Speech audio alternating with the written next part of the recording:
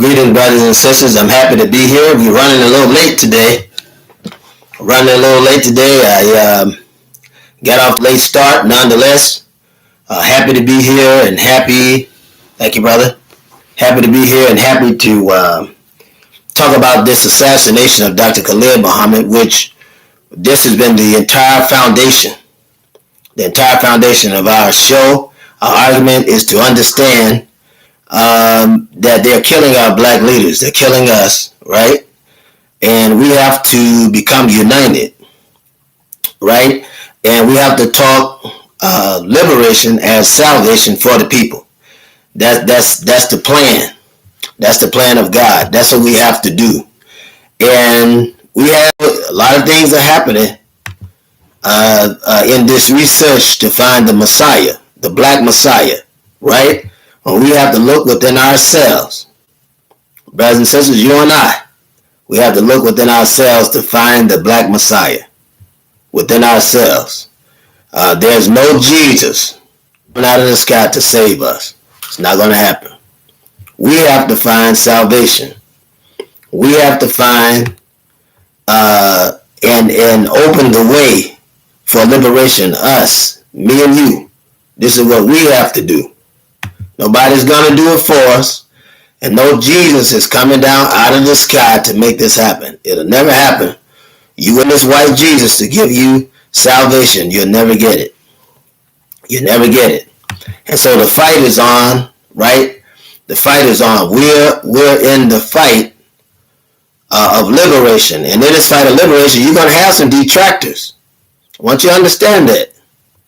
You will have detractors. You'll have people to confuse, being literally called out to confuse the people, just like the Harker Bay was called out to confuse the people. And when a story is one-sided, right, and they're putting out a narrative, the other person will never get a chance to explain their side unless they're aggressive enough to do it, unless they are powerful enough in research to stop that threat. Anybody that comes to discredit or disqualify the black community leadership has to be able to prove it and has to be open enough in dialogue to be able to hear both sides of the story. You have to be, right? And that's the only way that you and I could be on each other's side as black people, to explain a situation, what happened, what went on, and then to be able to, from the explanation of that situation, to be able to explain, hey, here's what happened. Here's some things I've got questions about. I've been doing research on this, so and so forth, and I would like some answers. And we owe you to give you those answers. The answers that you want, we owe you to give you those answers. We should be willing to give you those answers. And so you have a lot of distractions out there. So many of them, and we got to be strong. We got to be steadfast to be able to answer those distractions. That's what we have to do. So that's a part of maturity. We have to mature to be to the place where we can answer the distractions, so we can ask questions about situations. And we have to be willing to present it in research. We have to be willing to do that. If we're not willing to present it in research, we won't get any answers. And the people who are most important won't have any answers to the very thing that they seek questions about. So it's my job to put this research before you. That's what I do. I'm a historian in that sense. I'm a historian in the sense that I'm going to go and research, find those answers, find the problems within the black community, what has happened, and then let's see how we can fix these things. Let's see how we can come together, reason together, sit at the table of brotherhood, because that's what the enemy should do. Anytime somebody comes against a movement, anytime there are detractors to take your eyes off the prize, those of us that are responsible for the movement, we may be fussing at the time, but we must be willing to come together, right, and provide answers to our people. That's our job. Come together, provide answers to our people. And so it gives me great pleasure to be in this place to do that. And it takes sacrifice, brothers and sisters.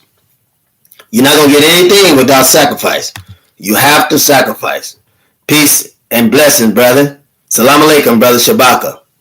Salam alaikum. And we have to be willing to sacrifice not just for ourselves. We have to be willing to sacrifice for others.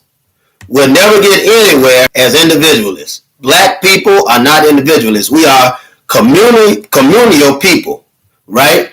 We are communal. What does that mean? We come together. We come together. That's what we do. We come together. We figure out our problems in a village-type society, right? That's why the churches are so important to us. I want you to understand that.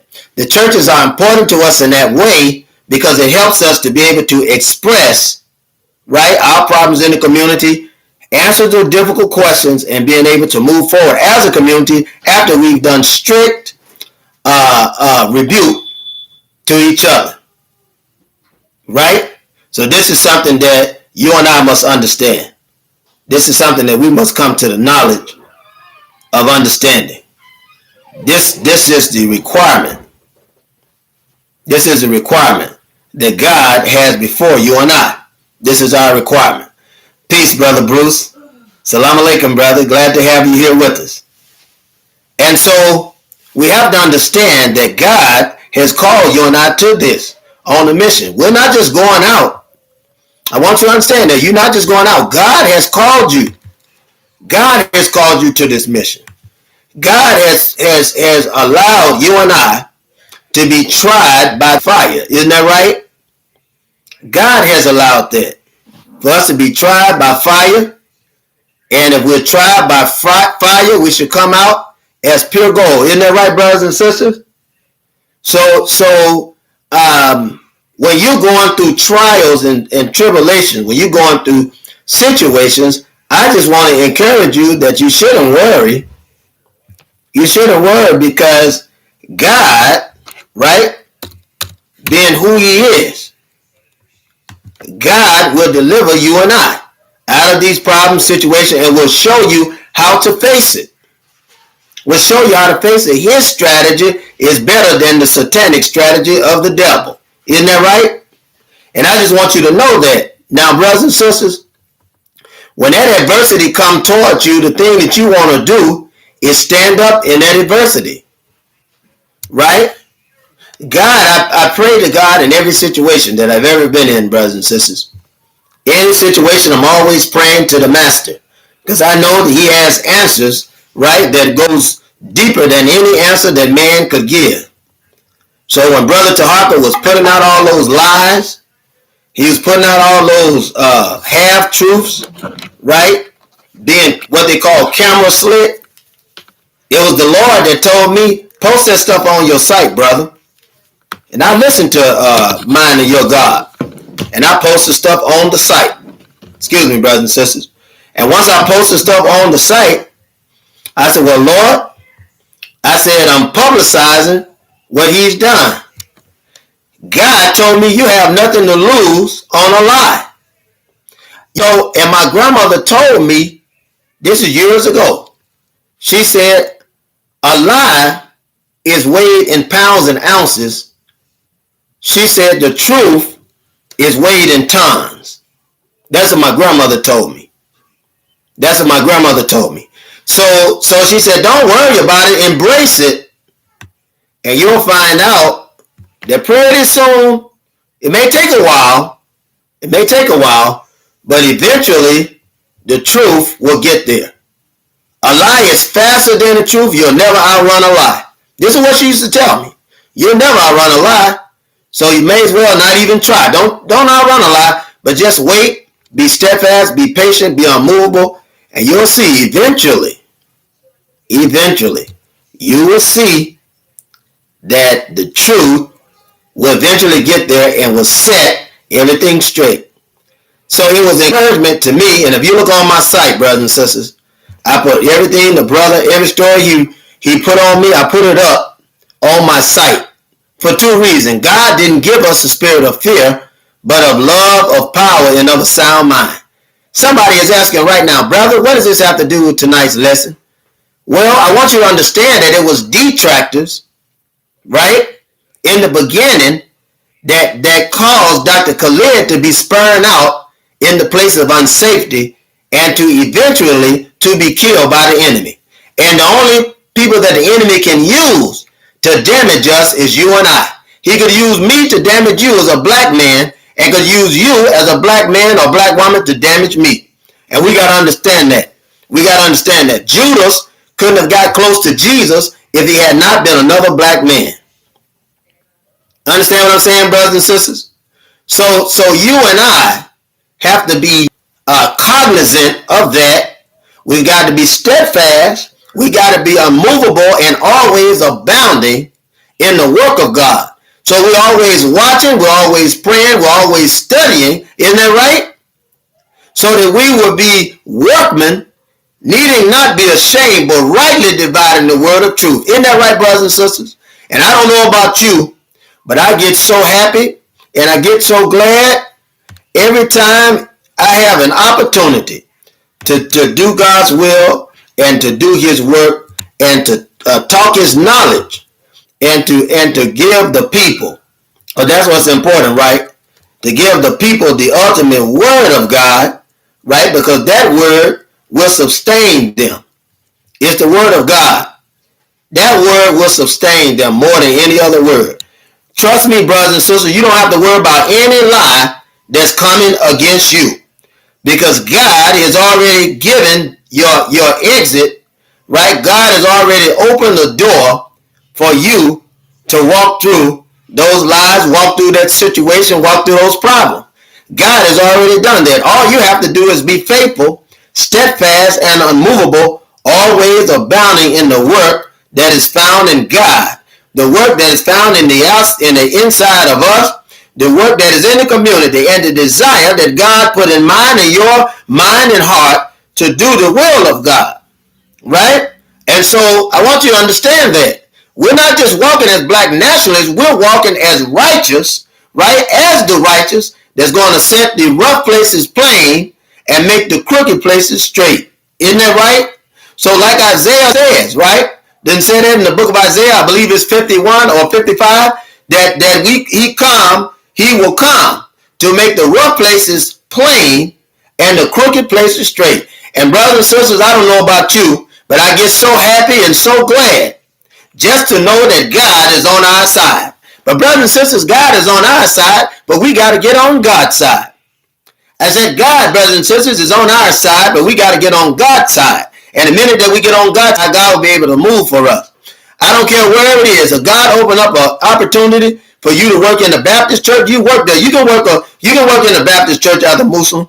You can speak the truth as a Muslim in the Baptist church. You can speak the truth as a Muslim in the Church of God in Christ and the Pentecostal, wherever it may be.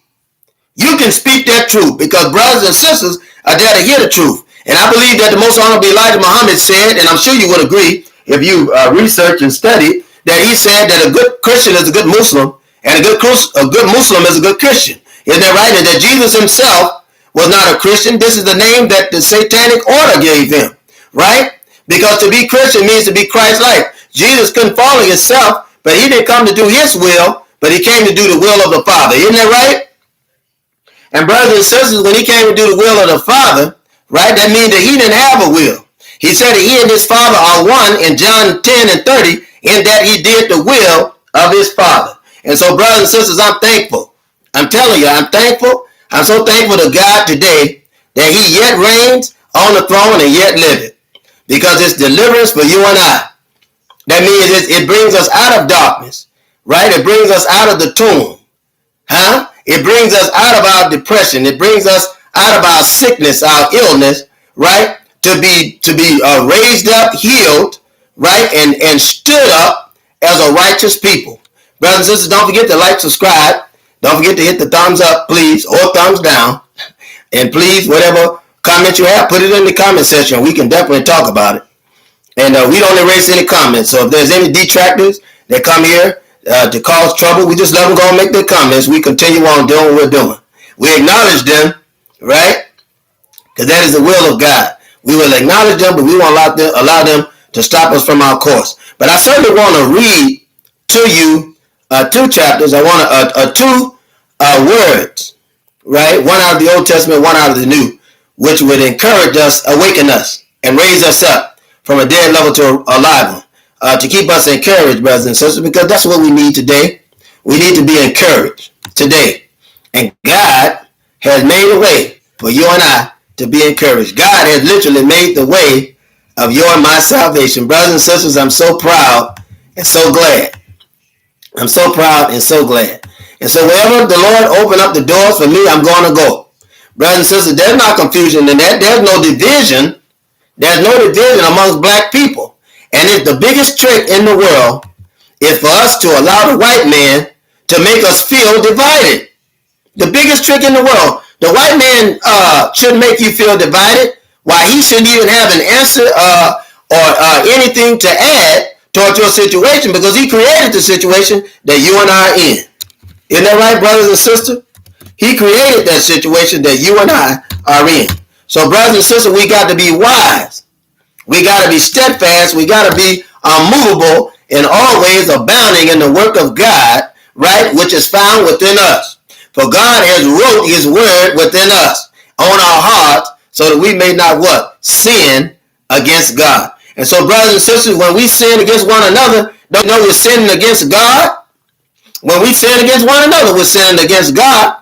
That's why the scriptures say, how can you say you love me whom you never seen? This is what God's saying to man. And hate your brothers and sisters who you see daily. So, brothers and sisters, the word is plain. The word is so plain that the blind man can receive his sight, and that the fool won't error. The word is plain enough to make the lame man walk and the dumb to talk. The word is plain enough to make the deaf to hear. Isn't that right, brothers and sisters? And make the blind man see. Isn't that right?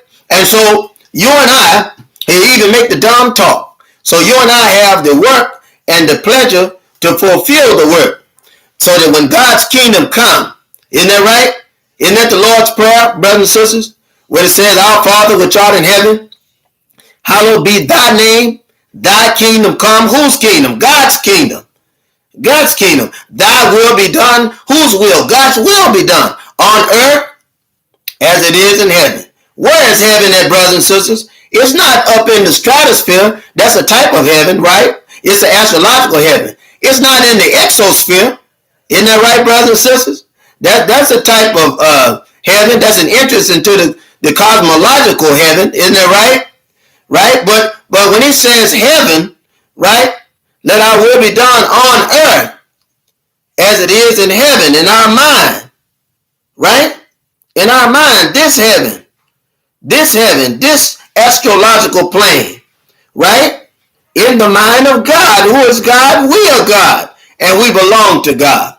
So, right? Lead us not into temptation. Who's leading you into temptation? Nothing but the white man. The white man is leading you into temptation, brothers and sisters. He's leading you into temptation.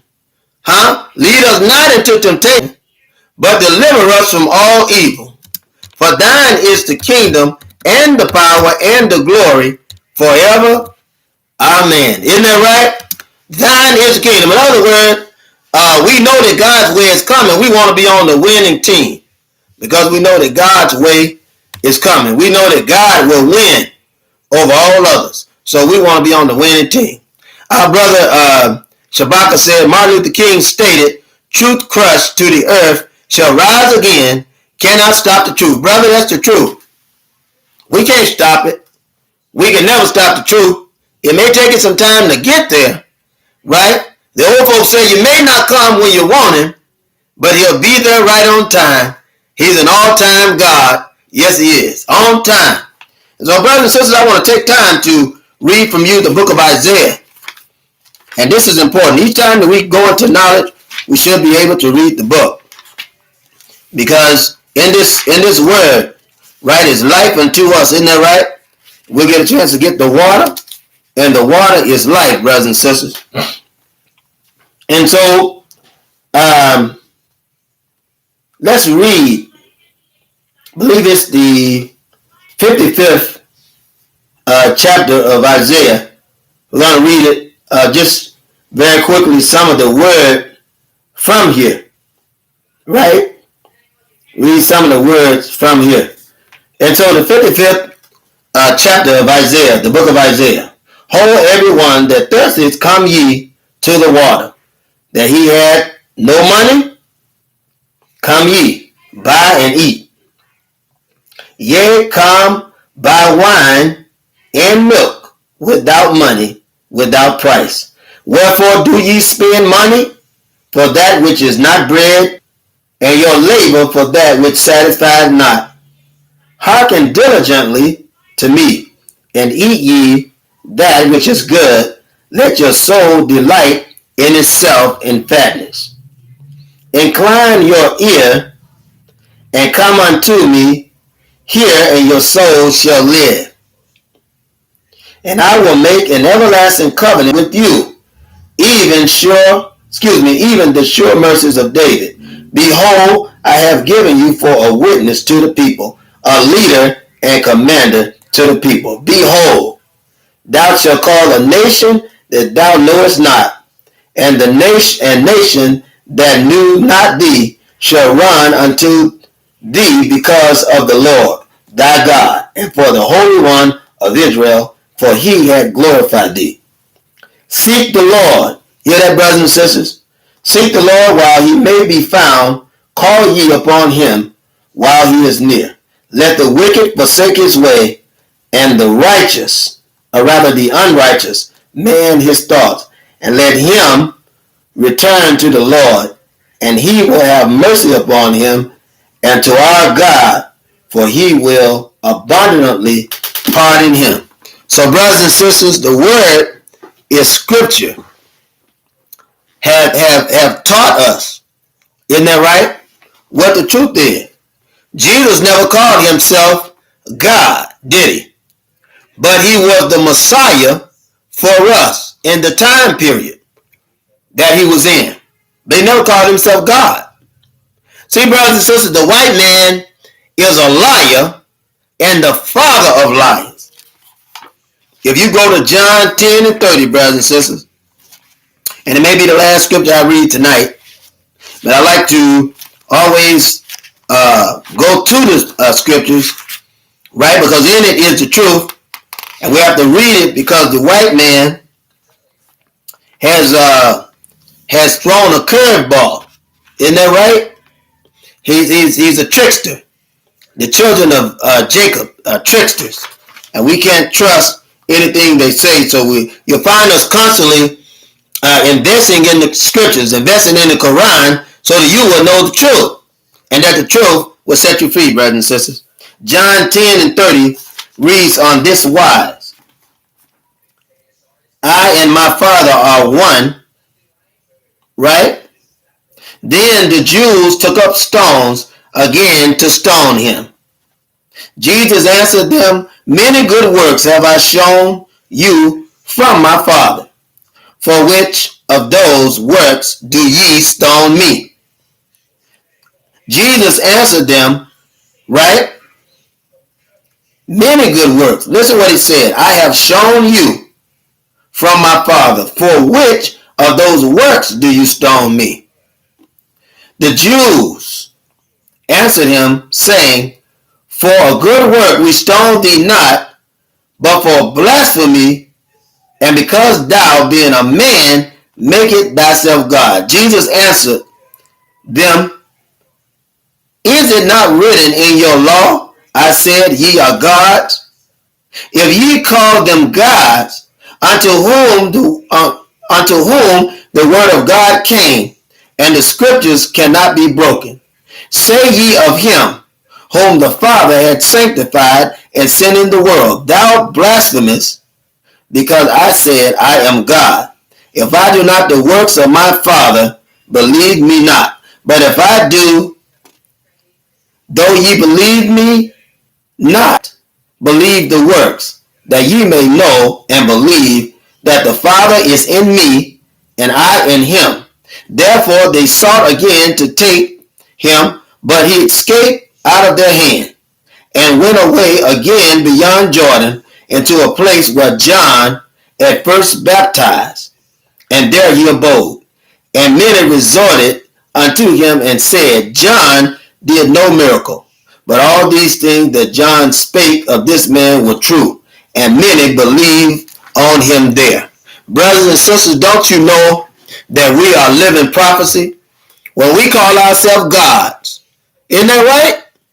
Those of us that are learned call ourselves God. There are black people that don't even believe us. There are black people that don't even believe that we are the cream of the earth. They don't even believe it. That we were made God of this earth, right? And I'm setting the foundation because I want you to understand, brothers and sisters, what is taking place here. That the Messiah is being born from within us. We are pregnant, brothers and sisters, with the deliverance of our own selves. Our very bowels, our spiritual bowels, right, is the pregnancy that will literally deliver us from this bondage. That the leaders will still come up from among us. The only thing that we have to do is stop letting the white man trick us. The white man have me working against you and you working against me, right? And we can be given perfect knowledge. And because he don't want us together, right? Because he don't want us coming together, then he'll work against it. He'll stop everything that we're doing. He can't do it alone, but he has to have some old homogenized Negro, a bootlicker and butt kisser. Isn't that right? To come there and do the will of Satan, right? Which has divided us. That's what he does. And you have to understand that. That's why I tell people about Taharka Bey. He had to come. He had to come. He had to come. And when he came, he had to distort. He was paid to do it. Paid to do it, brothers and sisters. I asked the question, who subsidized you? Why? Because it was the latest trick. Before him came Grandmaster J. Before Taharka Bey came Grandmaster J. Before him came confusion in the black nationalist movement. And before that came the death of Dr. Khalid Abdul Muhammad. Isn't that right? And that's what we're going to talk about today. Because this is a very interesting death. And it's of such stature, even though America downplays it, this death of the most honorable Khalid Abdul Muhammad is of such importance. It's of such importance that we miss it if we don't think about it. We literally miss it. I want you to understand that the white man under Clinton, right? And I mean it just the way I said it, that paid to control the masses, could not have survived going into a new century, brothers and sisters, with Khalid Abdul Muhammad. He was too serious and uncensored. Too serious and too uncensored for the task at hand, and which was to make the Nation of Islam go mainstream. Here, our brother, we have to go from the beginning. Who is this Khalid Abdul Muhammad? Where does he come from? How does he rise to such power? Who is this Khalid Muhammad who smote his chest against the powers and did shake them, brothers and sisters? And did shake them. We have to understand that. We talked about Cleage, but we have to talk about Khalid Abdul Muhammad. Because we could see the other side of black nationalism, brothers and sisters, as it relates to the liberation which will bring salvation to our people.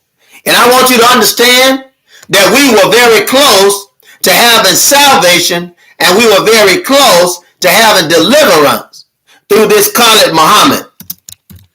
Everybody could see it, and it's like we were seeing Minister Malcolm all over again.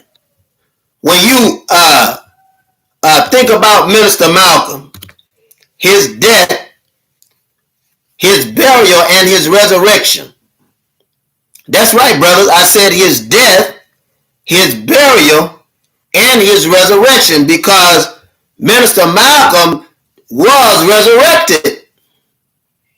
Some people think right now that the brother is off his game. Brother then lost his mind. It's a clear fact that Minister Malcolm was resurrected, because in the 90s, the spirit of Minister Malcolm went rampant all over America and all around the world, even in Africa. And they were talking about liberation and getting the full understanding of liberation as it related to Minister Malcolm. Now, I want you to understand that Dr. Khalid Abdul Muhammad was a student of Minister Malcolm. Dr. Khalid Abdul Muhammad had a lot in common with Minister Malcolm as it relates to his earlier childhood. Khalid Abdul Muhammad, whose name was Harold Moore Jr., for those who don't know, who also changed his name to Harold Van, right? Who also changed his name to Harold X, before being given the name of the Khalifa, which is Khalid Abdul Muhammad, who was the security for Muhammad, a swordsman unlike any other.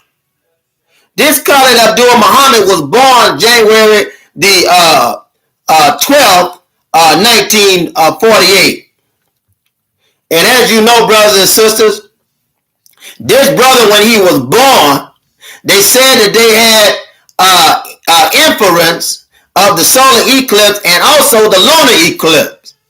And if you know anything about astrology, you'll find out that with these inferences, it's considered abnormal to the atmosphere, which means that somewhere, somehow, some way, that the Messiah is born.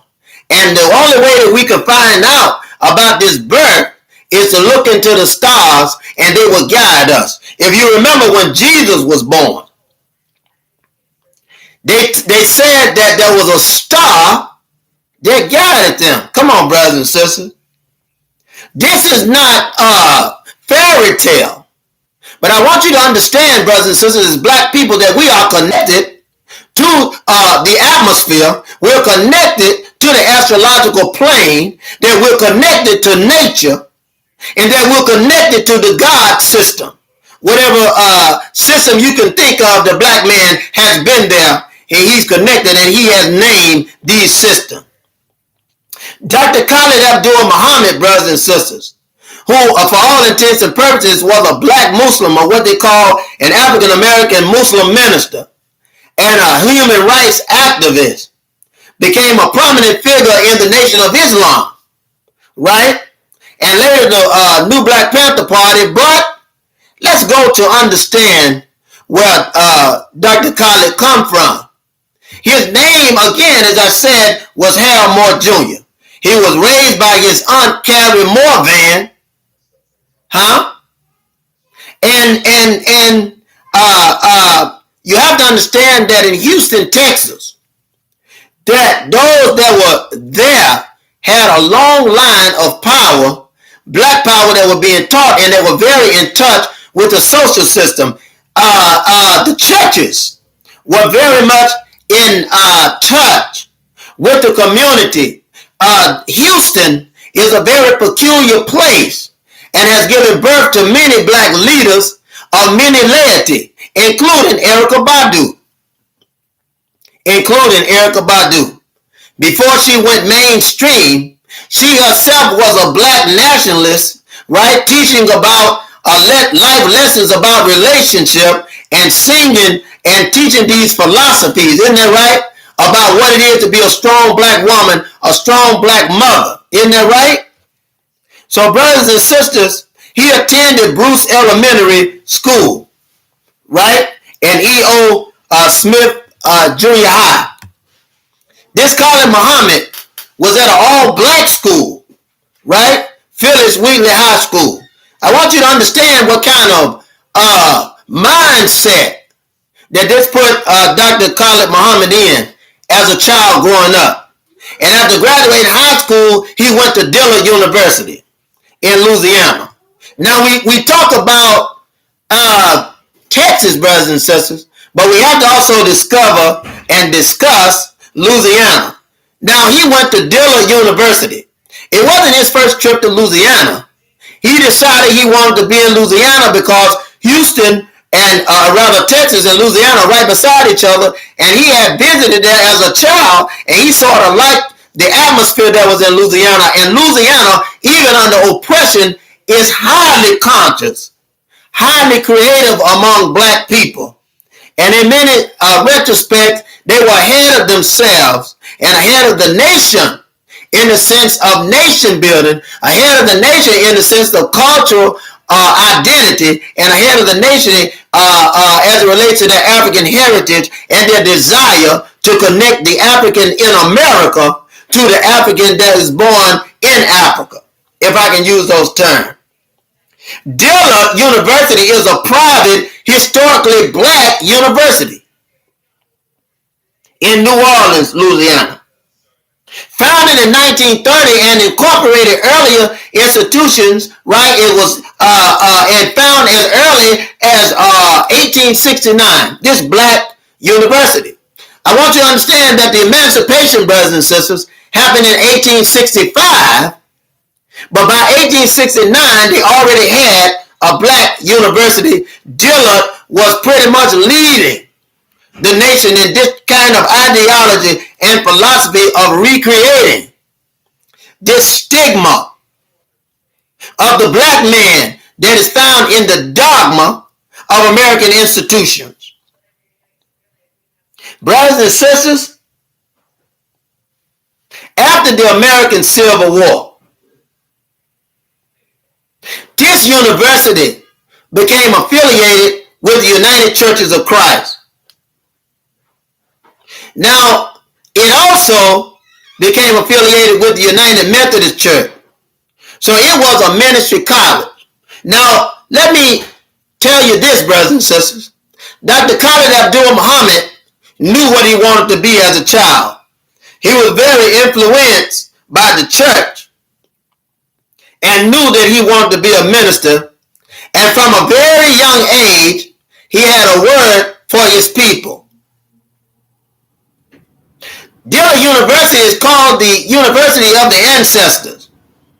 From 1869 to 1930, the history of Dillard University dates back to 1869. But the organization of it dates all the way back into even when the Africans were in slavery. Because there were people called Douglas that were going around in Louisiana who were educating black people how to read, educating them on arts and craft, and educating them on mechanics and agriculture in a collegiate form. The founding predecessors of this university in Dillard from the institution which was called Straight University, later named Straight College.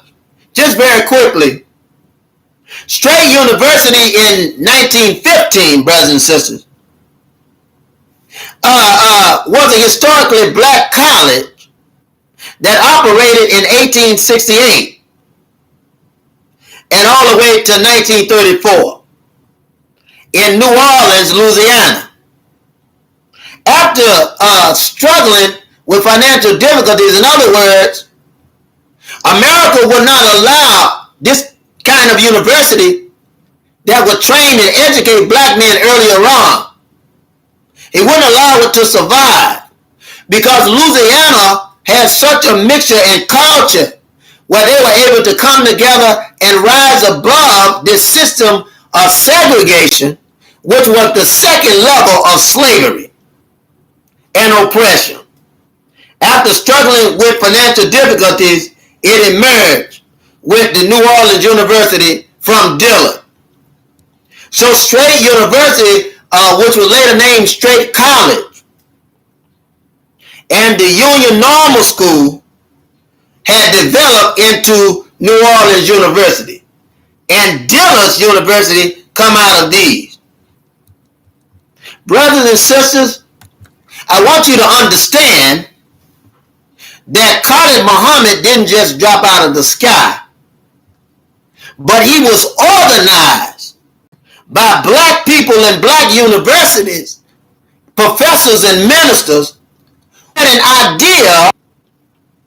They had an idea about how to build us as black people.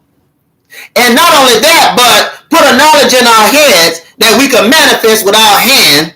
And in so many instances, heal the black community from limitations that they had gained in slavery. Brothers and sisters, I want you to understand this today, if you don't understand anything else, that Khalid Muhammad was born and given to us by God for the very purpose for which he lived. You know, he went to Dillon University in Louisiana. At that time, he was known as Harold Van. He pursued a degree in theological studies. He didn't graduate. At that time, he ministered at Sloan Memorial Methodist Church. A lot of people didn't know that. But in 1967, he was initiated into Omega Psi Phi fraternity, the Theta Sigma chapter. Later, Moore transferred to Pepperdine University and earned his bachelor's degree. Now, what was so interesting about Pepperdine, brothers and sisters? I'm glad you asked. Pepperdine is another private research university, notice I said research, affiliated with the Churches of Christ. Pepperdine's main campus consists of 830 acres. Overlooking the Pacific Ocean, is on the coast. I want you to understand that the Pacific Coast Highway near Malibu, California, founded by the entrepreneur George Pepperdine in South Los Angeles. In 1937, the school expanded to Malibu in 1972. Courses are now taught at the main Malibu campus. 4 graduate campuses were in Southern California. Our center is also in Washington, D.C. The international campus in Buenos Aires and Argentina, London, United Kingdom, Heidelberg, Germany, Florence, Italy, and Lucerne, Switzerland. The University of Pepperdine is composed of an undergraduate liberal arts school, Seaver College, and 4 graduate schools: Caruso School of Law, the Graduate School of Education and Psychology, the Graziadio Business School, and the School of Public Policy. And you'll find out, brothers and sisters, that this school will prepare Dr. Khalid Muhammad professionally as one of the greatest orators that we've ever seen in our time since the time of Minister Malcolm X. In 1970, while attending Dillard, Moore joined the Nation of Islam, which was then under the leadership of the Most Honorable Elijah Muhammad.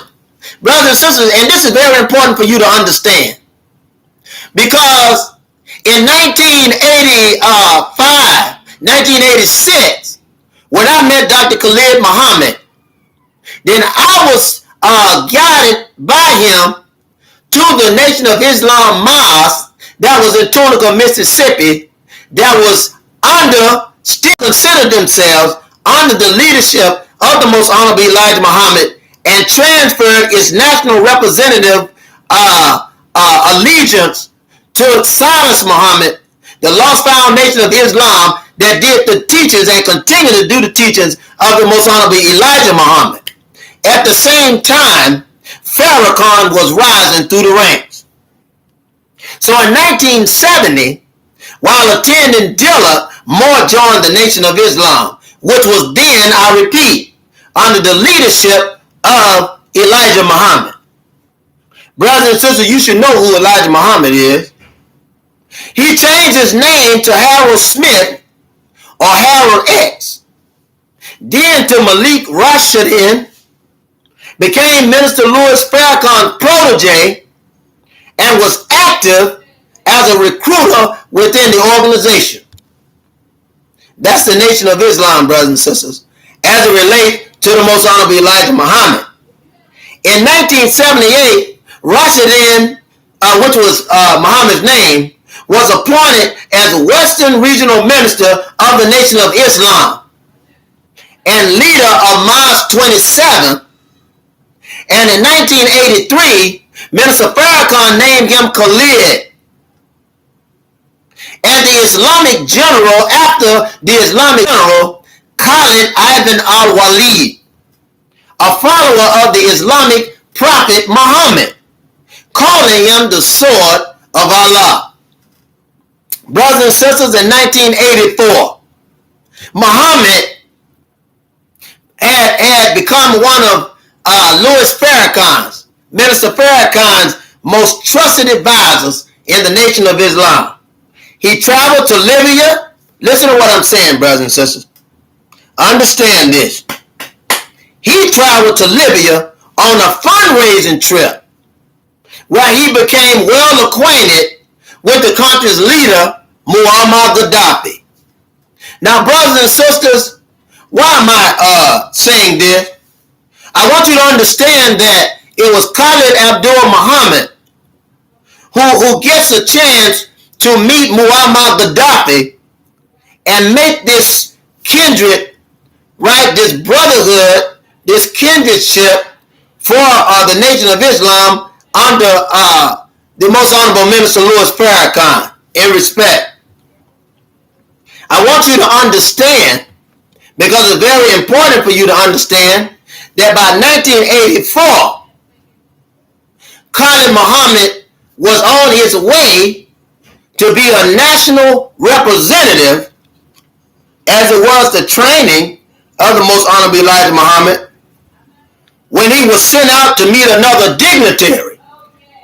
When you become a national representative and the actual dignitary cannot make it, then you are the face of the Nation of Islam or any other organization you're in, Christian or otherwise, that individual is able to refer to, right, as they're yielding the knowledge and their positions to work together both socially and economically, right, in the area of separation and power for black people. So he became well acquainted with the country's leader, Muammar Gaddafi. Brothers and sisters, who is Muammar Gaddafi? Muammar Mohammed Abu Millere al-Gaddafi was a Libyan revolutionary, my God, politician and political theorist. He was the de facto leader of Libya, understand what I'm saying, from 1969 to 2011. First as a revolutionary chairman of the Libyan Arab Republic from 1969 to 1977, and then as a brotherly leader. I want you to understand that this thought of Messiah is not only in America, it's not a system of one leader, but a system of many leaders working toward a single purpose. You may have Muammar Gaddafi in Libya. You may have Khalid Abdul Muhammad, Minister Malcolm X in America. You may have Kwame Nkrumah in Nigeria, right? You may have Patrice Lumumba in the Congo. You may have Thomas Sankara, right? You may have him in Soweto. So brothers and sisters are in the Republic. So brothers and sisters of the Mali Kingdom, you have all of these leaders that are being raised up in these places toward a common purpose, brothers and sisters, of getting black people free globally, not just nationally, but globally. But nationally, they all play a part in getting their people free where they are. So Muammar Gaddafi was another such leader, right? And we know what happened to Muammar Gaddafi. Brothers and sisters, it's important for us to know who this Khalid Muhammad is. It's important for us to know the background of such a leader. This is very important for us to know, because by us knowing the background and the foundation of a leader, then we'll know how America saw this leader. And I want you to understand that just because you are a leader in America doesn't mean that America respects your leadership. Dr. Khalid Muhammad was one such person that America repudiated. America hated his leadership, his gift from God to lead his people in a popular revolution. It's the same with Muammar Gaddafi. Muammar Gaddafi in Libya was giving rise to this type of socialist state. Dr. Khalid was giving a rise to a socialist state in America. Their goal was Pan-Africanism, but the vehicle was black nationalism. And this is very important for us to know. We're building the foundation, brothers and sisters. I want you to understand, which is very important for you to understand, that at the death of Muammar Gaddafi, following the start of the Arab Spring, right, this is getting close to the death of Muammar Gaddafi. Gaddafi spoke out in favor of the Tunisian president Zayn al-Abidine bin Ali, then threatened by the Tunisian revolution. Why is this important?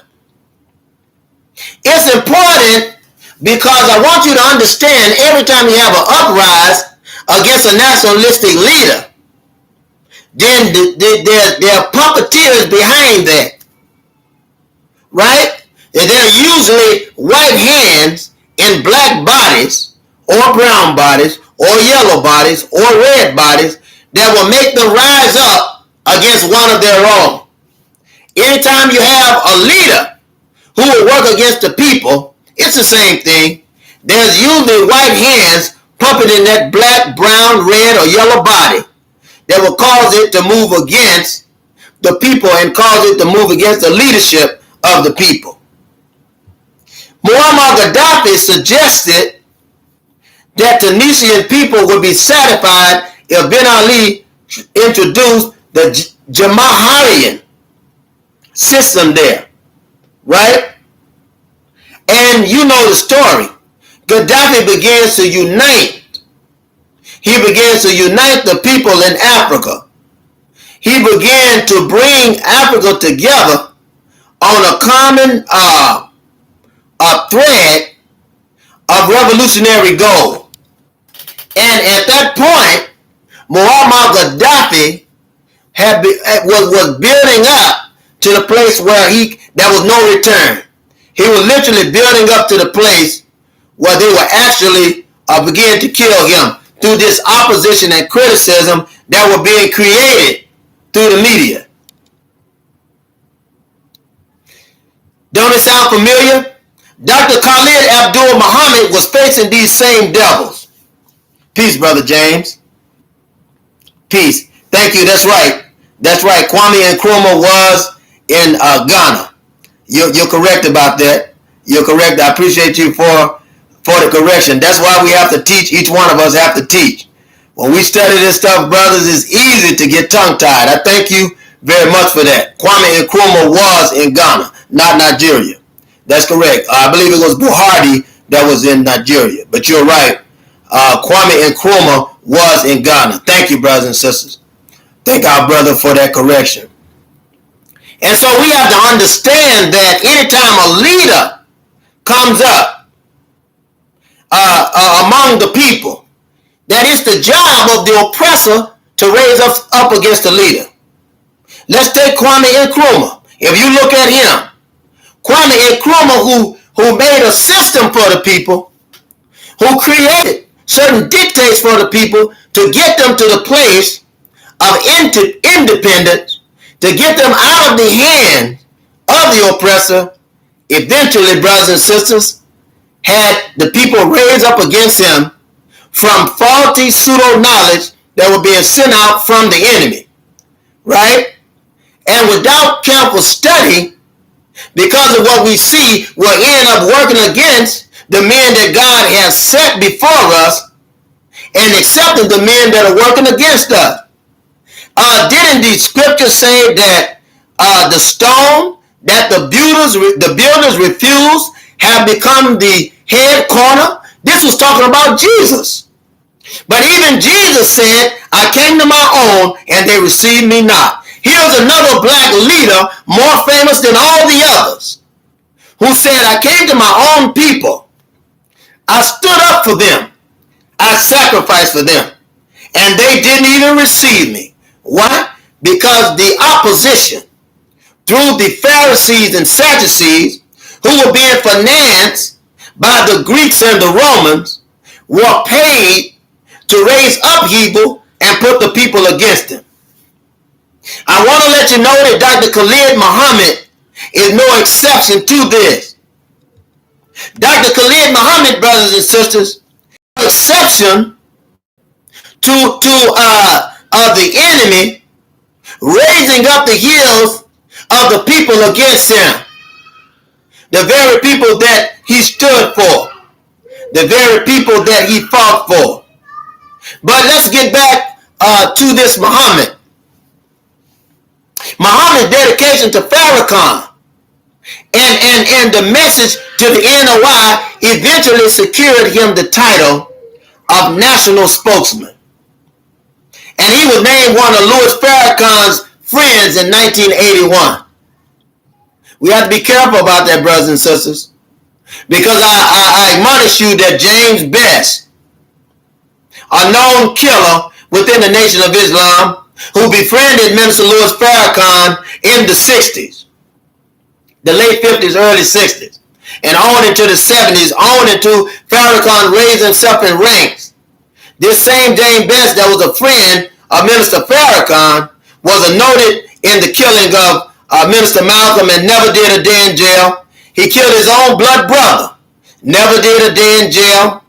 He killed another brother and beat other black people for not buying Muhammad Speak newspaper. Never did a day in jail. This same James Best had killed the friend of Minister Louis Farrakhan, the Honorable Dr. Khalid Muhammad, who Farrakhan had ousted out of the Nation of Islam. Many believe because of Muhammad's popularity and how the young people of that day in the 90s, the X generation, was connecting to Most Honorable Khalid Abdul Muhammad. He served Dr. Khalid served the Nation of Islam, the mosque in New York and Atlanta through the 1980s. A federal court convicted him in 1987 falsely of mortgage fraud and sentenced him to 9 years in prison. That's another story in itself, brothers and sisters. But let's just understand that this was a false accusation. And the brother was standing in his full halo to protect the Nation of Islam and its leader. After his prison term, he returned to the Nation of Islam, becoming Farrakhan's national advisor in 1991. This is very important. In 1993, Muhammad gave a speech at King College. This was 2 years later, after he was given the position of national spokesman for the Honorable Minister Louis Farrakhan. In 1993, Khalid Muhammad gave a speech at King College in Uniontown, New Jersey. Now, I'll tell you a few things, brothers and sisters, about King College, because this is very important. It's an important thing for us to know. That King College was founded in 1855 in Newark, New Jersey. Brothers and sisters, you need to hear this. Newark, New Jersey is where the men had organized in the mosque there in Newark to kill Minister Malcolm X. So this same town that Dr. Khalid was speaking and began to attack in righteous indignation the Pope and other white people and the white Jews that had been speaking against Louis Farrakhan. As a Newark Normal School, this King University or King College had been organized. It was part of New Jersey's public system of higher education. This is another point in our juncture concerning Dr. Khalid Muhammad and Minister Malcolm X. Brothers and sisters, Dr. Khalid in the Union Township, New Jersey, did a speech in which Khalid Muhammad referred to the Jews as bloodsuckers. Minister Malcolm X also referred to them as those that suck the blood of our people. The black community labeled Dr. Khalid Muhammad is one of its most champion leaders behind that of Minister Malcolm.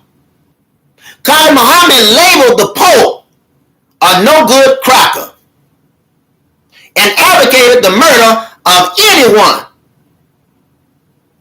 All white people in South Africa who would not leave the nation subsequent to the warning of a period of 24 hours. The United States Senate, this had never been done. The United States House of Representatives both voted overwhelmingly to support the resolution condemning the speech. Understand this.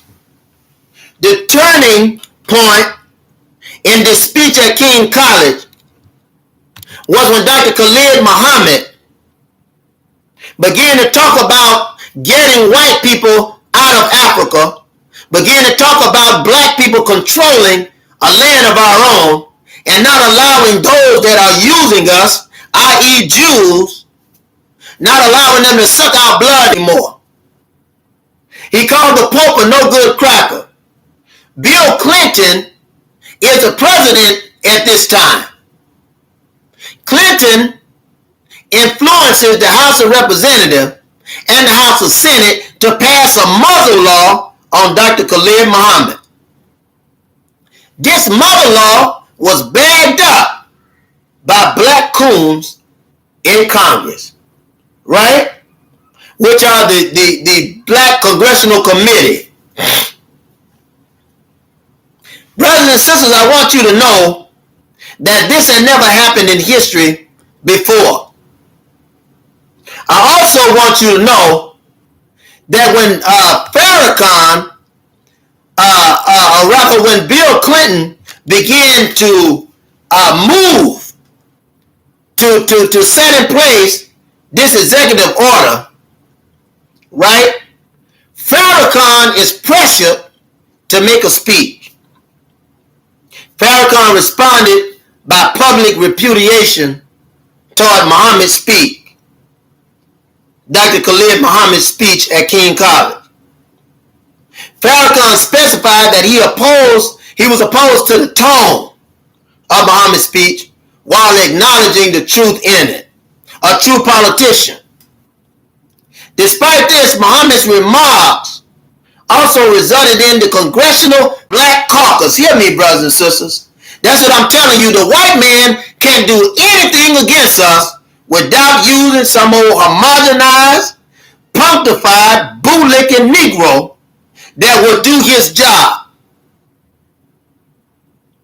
The Congressional Black Caucus, the CBC, members distanced themselves from the Nation of Islam. They began to apply the pressure, the Coons. See, the white man applied the pressure on the Coons, and then the Coons began to apply the pressure on us. Isn't that right? Through the leadership. And this was a test of leadership. And so the CBC chairman, Kwame Nkrumah, at the time, another Coon who came pretending to be another Martin Luther King. He was a Democrat from Maryland. Ended his relationship to the Nation of Islam. They took black leaders that they had been financing and subsidizing and basically said to them, if you don't stop hanging around Farrakhan, you're not going to get any more money. We're not going to endorse you, right? Or anyone that is connected to this Khalid Abdul Muhammad. Brothers and sisters, I want you to understand that these are the signs. These are the signs of those who are in the fabric of the white man's definition of freedom. The white man will never give you liberation because civil rights is workable into the fabric of oppression created by the white man. And for you, I want you to understand, unless you're thinking of regime change, because revolutionaries will run for public office, but unless you're concerned with regime change, then you'll find out that there are blacks in public office that may oppose other blacks who are being used by public office, because there is a difference. There are some black ministers, black religious leaders that are being used by public officials to fulfill a certain destiny, excuse me, brothers and sisters, that public official may have that may not work in our overall destiny for liberation. And whatever opposes you and whoever opposes your leaders also oppose your goal in liberation. Brothers and sisters, when Kwame Nkrumah ended his relationship with the Nation of Islam, it was September 1993. Nkrumah announced a covenant between the Nation of Islam and the Congressional Black Caucus to work together on strengthening the black community. Now understand this. Understand this. I told Farrakhan, I can't support you with Khalid Muhammad. I know you're trying to go mainstream. I understand this, brothers and sisters, but I can't support you with this Khalid Muhammad on board. The whole purpose for this pressure started by the White House and its leader, Bill Clinton, right? Tricky Bill, Slick Willie, was the best move that the white man could make to influence those he had been financing and subsidizing to work against black nationalism.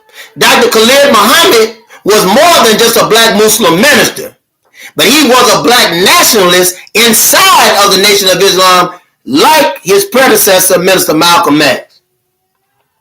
And he, like Minister Malcolm, loved the Most Honorable Elijah Muhammad. And no doubt the Most Honorable Elijah Muhammad loved them. I want you to understand that when Kwame Nkrumah invited Farrakhan to address the Black Caucus in the annual legislative conference, that it was already put in motion this march on Washington, the Million Man March, which was nothing but another march on Washington in reverse. The first march was to take us forward into liberation, so the white man says, to take us forward, right, into equality, so the white man said. But this second one, run by the Black Caucus and used by Farrakhan, was to take the black man back an additional 50 years. And I'll explain that. The day after Kwasi and Fume held a press conference, we're talking about September 1993, when this conference was made.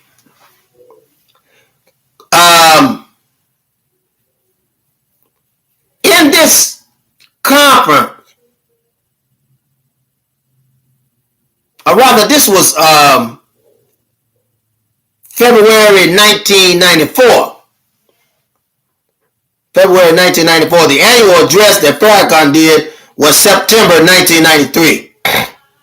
He made an annual address before the Congressional Black Caucus. Farrakhan did. Then Kwasi and Fume held a press conference announcing his break with the Nation of Islam February 1994. I want you to look at this month of February again as a governmental month in dealing with threats associated with the Nation of Islam, threats associated with black people, black nationalist leaders. In the month of February, I want you to understand that Minister Malcolm X was killed in the month of February. February the 21st, 1965. The Most Honorable Elijah Muhammad was killed February the 23rd, 1975. Huey P. Newton was supposed to be killed February the 24th, 1989, but he was later killed August 1989. Albert Cleage, Reverend Albert Cleage, who we talked about, Shrine of the Black Madonna, was killed, assassinated, February the 21st, I believe it was, February the 20th, 2000, February the 20th, 2000. Dr. Khalid Abdul Muhammad was killed February the 18th, 2001. But in February the February 1994, Kwasi and Fume held a press conference to talk about his break with the Nation of Islam, brothers and sisters. February demoted Muhammad that same month and removed him as the NOI spokesman. He silenced him as a minister and suspended him from the NOI soon afterwards. I say again, Khalid Muhammad did not leave, but he was put out. This is important for us to know. In 1994, Muhammad appeared on Phil Donahue, and he participated in this heated argument with the Jewish audience members, explaining his public statements. I want you to understand this. Also in 1994, Muhammad was shot by James Best, a former member at that time of the NOI, who had been put out of the Nation of Islam, according to sources, and was given a job to assassinate Khalid Abdul Muhammad, and who this Best was still, like he is today, obsessed with this attachment with Minister Louis Farrakhan, calling him his spiritual leader even today while being out of the Nation of Islam. The same James Best who in 1959 to 1965 proved himself to Minister Farrakhan, who killed his brother, who the same one that beat black people to make them buy Muhammad Speak newspaper. This same James Best that killed another minister for his allegiance to the Most Honorable Elijah Muhammad and Minister Malcolm X. The same James Best that never served a day in jail was literally acquitted, right? basically after being charged with the crime of killing. The same James Best that shot Dr. Khalid Abdul Muhammad, brothers and sisters, and didn't do a day in jail. As a matter of fact, the police helped him escape his would-be killers, who were nearly stomping the life out of him. After he spoke at California, Dr. Khalid Muhammad found himself on his way to the hospital. Brothers and sisters, this happened May the 29th, 1994. He survived the shooting, and Muhammad himself believed the shooting was part of a conspiracy. Brothers and sisters, Dr. Khalid Muhammad and what he stood for, true liberation in the black community, true liberation, was at stake.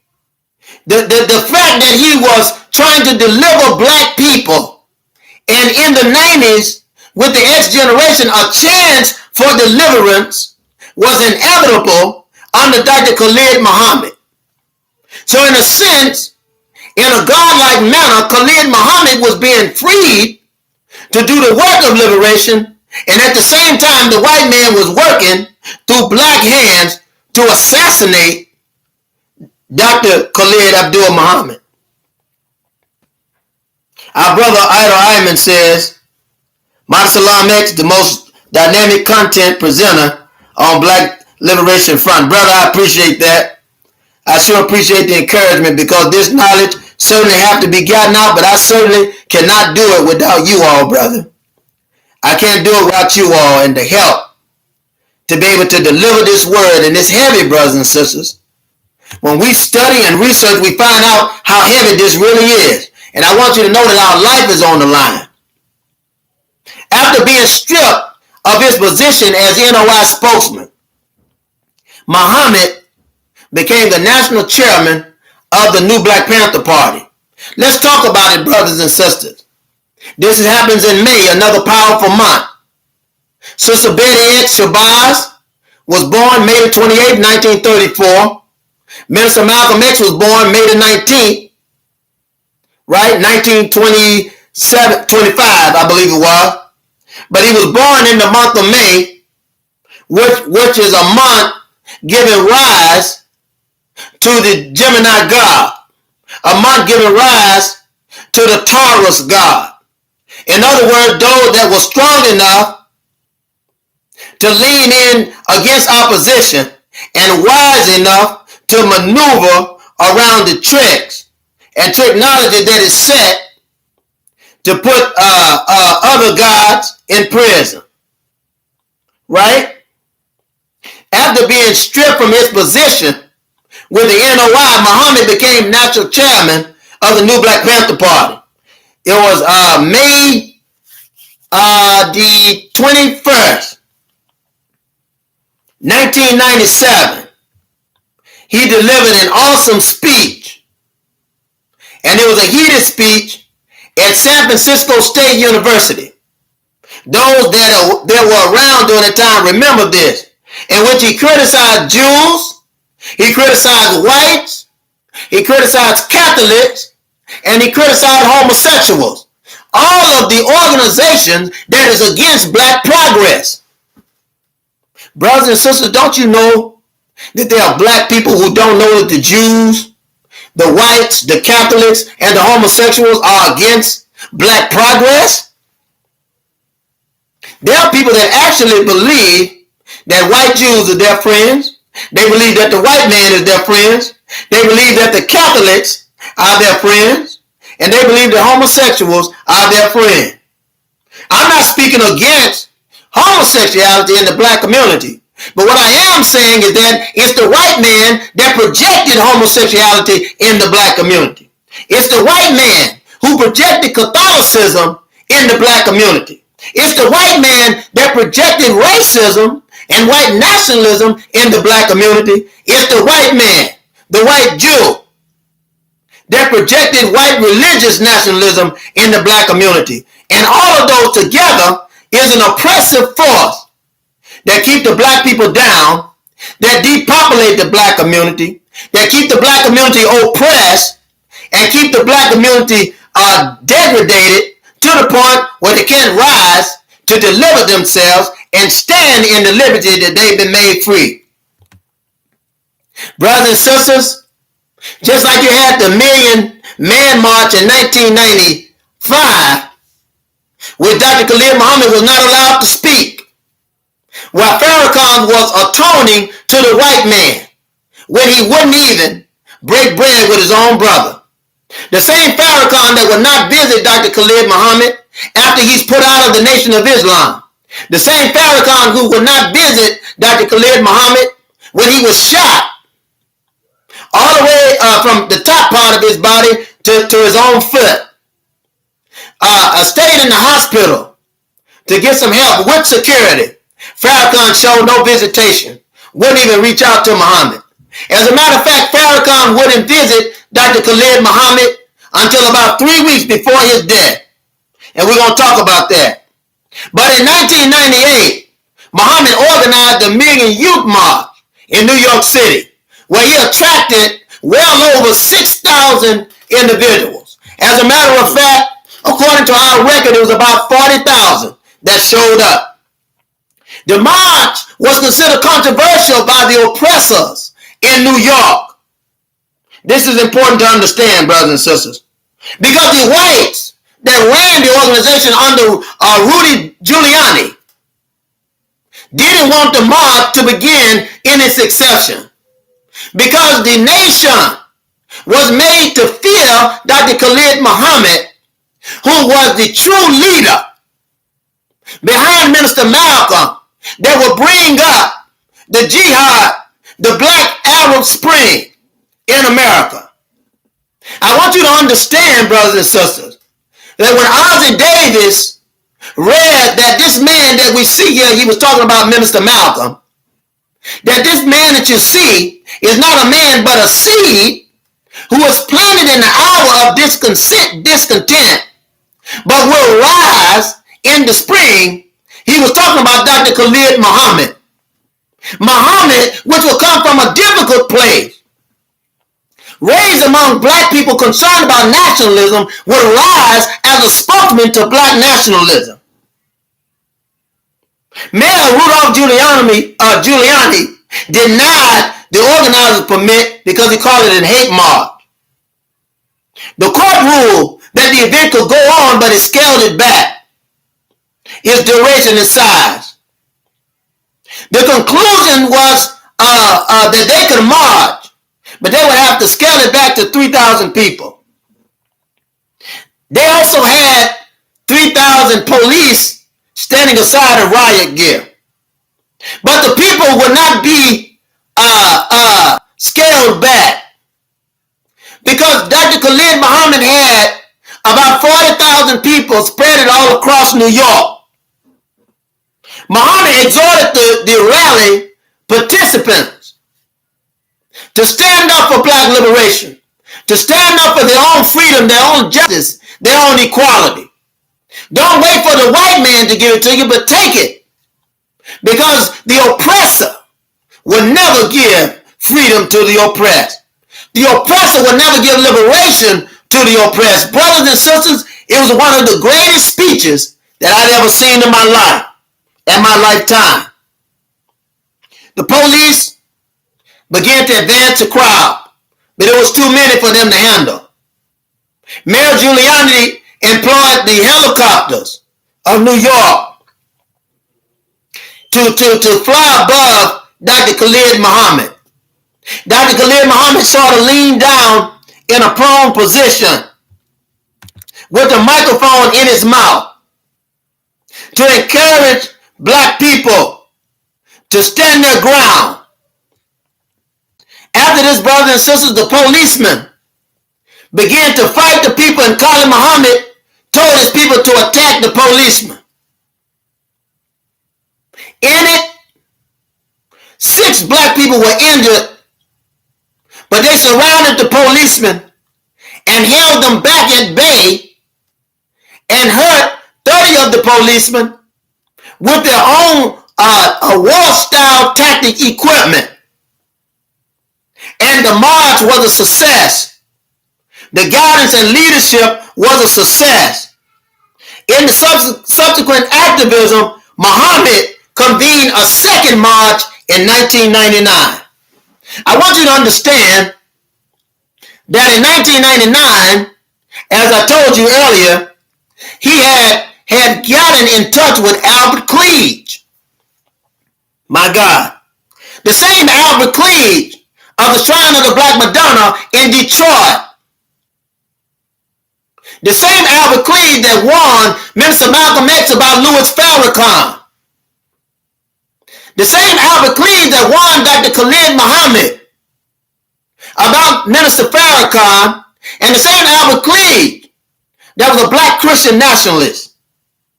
This Albert Cleage decided to give Dr. Khalid Muhammad support in 1999, the second march. But in the year 2000, Albert Cleage is killed. In 1999, the march, which had financing, was stopped, attacked, and limited by black organizers who made it difficult for Khalid Muhammad to build a united black front. After the death of Albert Cleage in 2000, they began to close in on Dr. Khalid Muhammad. Albert Cleage is killed February the 20th, 2000. Dr. Khalid Muhammad at that point began to feel the pressure from America, and the people around him began to feel the pressure for supporting him. As a matter of fact, they feared Dr. Khalid Muhammad so much to one of the contestants on the American version of Big Brother, William Collins, whose real name, whose liberated name is Hiram Ashanti, was a follower of Khalid Abdul Muhammad, and they kept noting this to try to make him to set back from Muhammad, or to disassociate himself from Khalid Muhammad in his earlier years. Brothers and sisters, this brother was so powerful that they had to get rid of him. They began to ask Dr. Khalid Muhammad about an heir apparent. This happened about 3 weeks before he was assassinated. They brought in Malik Zulu Shabazz, brought up his name. Now Shabazz had been with Dr. Khalid Muhammad when Dr. Khalid Muhammad had spoken at Howard University. Also, Farrakhan was selected to speak at Howard University. This was in, I believe we could probably say between 1993 and 1994. I want you to understand. As a matter of fact, we'll look, this is about, yes, Farrakhan is invited in the early 90s. And Khalid Abdul Muhammad is introduced to Malik Shabazz in the earlier part of the 1990s. I want you to understand that Khalid Abdul Muhammad has to be assassinated. That the Nation of Islam couldn't go mainstream with Muhammad alive, because Khalid Abdul Muhammad was the not only the influence, not only the initiator of membership, but Khalid Abdul Muhammad was the lifeline to what it would mean to be a Muslim as it relates to the Most Honorable Elijah Muhammad. I explained to you before that they couldn't have Elijah Muhammad nor an Elijah Muhammad minister like Khalid Abdul Muhammad or Minister Malcolm X to go over into this new millennium. Something had to be done about it. Brothers and sisters, it's in January the 18th, 2001, that they asked Dr. Khalid Muhammad about a successor. They asked him about a successor. Dr. Muhammad said he had no successor, that anyone could be a successor, that was something that God would have to do. But at the same time, he understood the wheels that were turning, brothers and sisters. At the same time, he began to understand what this really meant. The Jewish writer, who was no respecter nor lover of Dr. Khalid Muhammad, nor his black nationalism, wisdom, tactics, and leadership, this Jewish reporter pretended or appeared to draw a relationship with Malik Zulu Shabazz. His name was Mark Francis Cohen, who wrote this beautiful piece on Shabazz as the heir apparent of Khalid Abdul Muhammad, a tactic of the enemy. Now, Malik Shabazz, in learning this and being young, began to let it go to his head, so much so that he began to act in suspicious ways. Let's not judge him, brothers and sisters, because we have to understand that without Jesus, there's no Judas. There's always Judases, because the Judases don't depend on the Jesus. Or rather, the Jesus don't depend on the Judas. But there has to be a Judas to depend on Jesus. Dr. Khalid Muhammad, Minister Malcolm X, Marcus Garvey, the most honorable Elijah Muhammad. When you look at these individuals, Marcus Garvey, Dr. Martin Luther King Jr., you're looking at a Jesus facet. Brothers in black nationalism with different facets to teach the same thing that Jesus would do, and that is revolution, that is liberation, and that is insurrection. America couldn't afford to have Dr. Khalid Muhammad as an insurrectionist and alive at the same time allowing the Nation of Islam to go mainstream. So they had to put in a de facto tactic. They had to set in a detractor. Malik Zulu Shabazz was set in for the task. Muhammad met Malik Zulu Shabazz at Howard University in the early 90s. Malik Zulu Shabazz had a desire to be a rapper and was a great administrative orator that can't be taken from him. He was a genius in law and jurisprudence that can't be taken from him. His mother was a very shrewd businesswoman, very successful. It can't be taken away. His father, according to research, was a part of the Nation of Islam, but he had died earlier on, as far as we know. This Shabazz had a desire for success in business because he comes from a business atmosphere. And his desire for leadership was noted. He was explained as one of the most chief people and a very successful student at Howard University and one of the youngest black people to pass the bar to be a lawyer. You can't take that away from him. He's an intelligent brother. Malik Zulu Shabazz, though, we believe is converted at Howard University. We believe that. But now, it may not be true, brothers and sisters, because our knowledge of late, we begin to understand that the power of the oppressor is to play one of us against the other. And this is the reason why a dialogue had to be created for us to really understand what took place while Malik Zulu Shabazz served under Dr. Khalid Muhammad. But brothers and sisters, nonetheless, the peculiar behavior of Malik Zulu Shabazz and the poisoning of Dr. Khalid Abdul Muhammad and the funny behavior, funny moves of Hashim Mzinga left a dead Khalid Muhammad with another sister named last name Ambush, whose name was Nefertiri.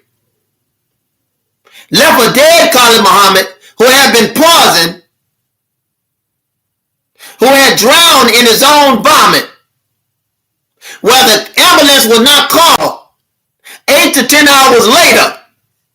We see the same thing in the death of Harold Washington, the mayor, the first black mayor of Chicago. We saw the same thing in Chokwe Lumumba, who was the mayor of Jackson, Mississippi, where also the ambulance had not been called 8 to 10 hours later.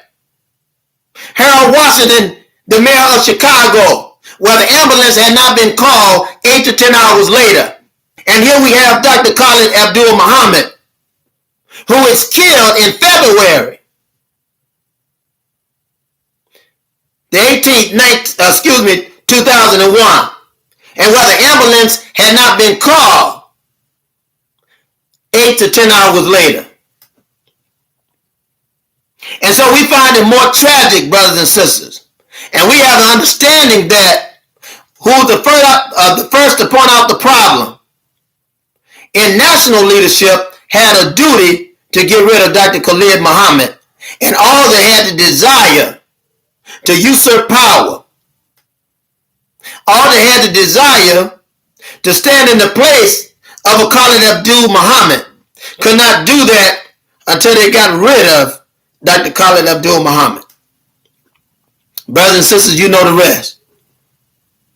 Minister Farrakhan refused to even bury Muhammad, even after meeting him 3 weeks before his death and appearing to have brought some resolution from what many don't even understand the original detraction between Farrakhan and our minister. Farrakhan refuses to bury Muhammad. Khalid Abdul Muhammad is buried by the Most Honorable Silas Muhammad, who he tried to reconnect with Minister Farrakhan and to reconnect Minister Farrakhan with him to make one great nation. Brothers and sisters, it was not to happen. Dr. Khalid Abdul Muhammad, his death is still suspicious. We don't have answers. We don't know what happened. And that's why it's important for us to come together in dialogue to understand what has happened. Brothers and sisters, we're at the same fate today where the enemy, before he would allow anyone to rise among us, he desires to confusion. If he can create confusion against us, if he can stop the rise before anyone is to come, just like Herod did, he desires to kill children 2 and below. Spiritually, he desires to kill leaders that are yet able to walk politically. He desires to kill him, this white man. And he has black evildoers, demons, if you will, that he has possessed to kill black leaders, black people for any amount of money that will even protect white nationalists that are killing us in our homes, in our churches, in the grocery stores. Isn't that right? On our jobs. So we have a job, brothers and sisters, to create a panel to understand these things, to talk about it. And if these brothers be innocent, to release them from this bondage and unite with them so that we can move forward as a united black front. That desire, that's the plan that God has in our move toward liberation. Brothers and sisters, if we move together as a unit, we can succeed if we build stores, if we build businesses that the black community can use, and then build an army to protect those businesses, then we will succeed in black liberation. If the churches buy property and houses, if they buy car lots, and support the same people that are supporting the religious institution, so they'll be able to get houses, so that they be able to get cars, so that they'll be able to get loans and lending, then we're winning in the liberation movement of black people. But we'll never do it, brothers and sisters, if we don't liberate ourselves from the white man. And even if we don't liberate ourselves from the enslaved mind, our job is to keep a righteous mind, brothers and sisters. Our job is to become independent from this society that keeps us in bondage. That's all I have for you, brothers and sisters. I'm so thankful that you stayed long enough to hear what I have to offer.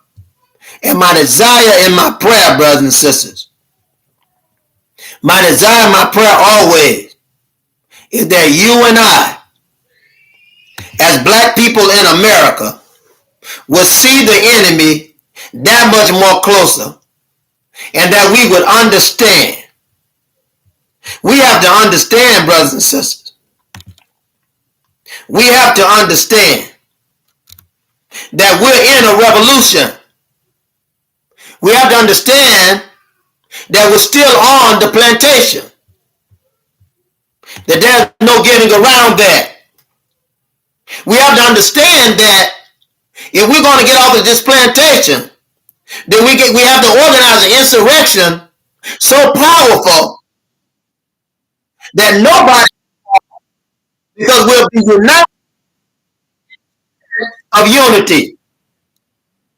We have the power to do it, but God is waiting for you and I to actualize the power by faith, to stand out, to make this a reality.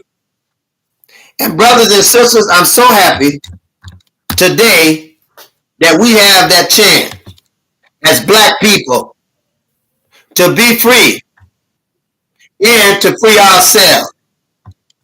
So I thank God for you. I'm thankful for this day. And I'm so thankful that you and I have been called out to learn from one another, to grow together, and to fight the beast who is imprisoning us every day of our lives. And we won't know any better until we've accepted the truth. We are in bondage. Brothers and sisters, I say unto you, I said in the beginning, peace be unto you. Peace be unto us all. And my desire and my prayer is that we're able to deliver. That's my desire and my prayer. Our brothers and sisters in this day. Brothers and sisters, don't be afraid to support us. We have the cash up here. We also have books that you can purchase. We ask you to feel free to look at the link, the support link, will carry you to those books. Whatever you would like to donate, you donate it, no matter how small, and we'll be sure to give you a book. Read my email, I always do. And if you email me and you would like a book, please tell me and let me know, and I'll be sure to get that book out to you by email. You'll have it in a matter of seconds, because we certainly want you to have the knowledge. Our sister also has the book and has class on free birth. Encourage men and women to join that, because we can't go to the enemy's hospital talking liberation and expecting him to be fair in delivering our children. Brothers and sisters, it won't happen. So I thank you today. I tell you to support us. You can also do monthly support if you like.